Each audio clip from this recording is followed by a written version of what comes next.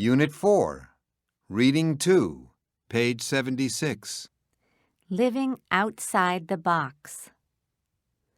I once unplugged the TV for a month. It was summer, the season of long walks, barbecues, and reruns.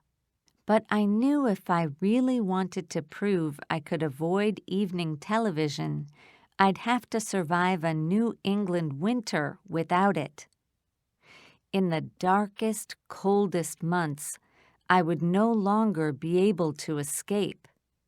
This winter, I had my test. A year ago, I moved into my own place. It was just a few minutes away from my former roommate and her television. Friends offered me a spare TV, but I said no. Living alone was an opportunity to choose how I wanted to live.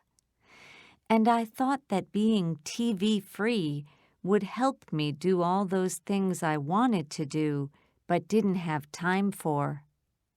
I wondered if I would feel lonely, but decided it would be better not to try to spend time with my friends on TV.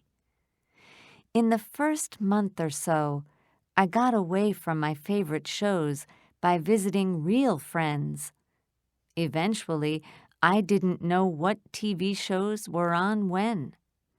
I could no longer join in conversations at my office about popular shows. I kept telling people it was an experiment. We'll see how it goes this winter, I'd say. I considered buying a small TV to keep in the closet and bring out on special occasions.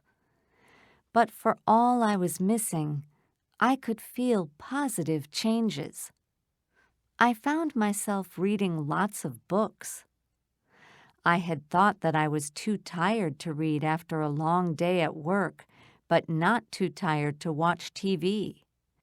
Now I had more time to read and sleep. I also started doing volunteer work almost every week instead of every few months.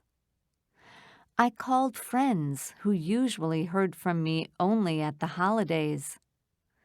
Sometimes I even enjoyed that rare thing called quiet.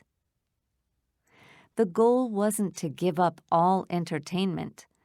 I can play DVDs on my laptop, so when a blizzard was on its way, I lined up in a video store with everybody else. Instead of channel surfing and watching something I would later regret, I caught up on some great films. I found myself resensitized. I was no longer watching images without noticing their speed. Sometime during the winter, the season I thought would be the most difficult, I discovered I had crossed the line from experiment to lifestyle.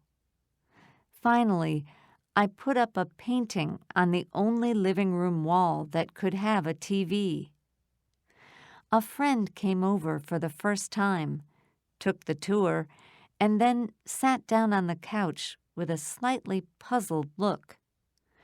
Looking around the room, she asked, "So, don't you have a TV?"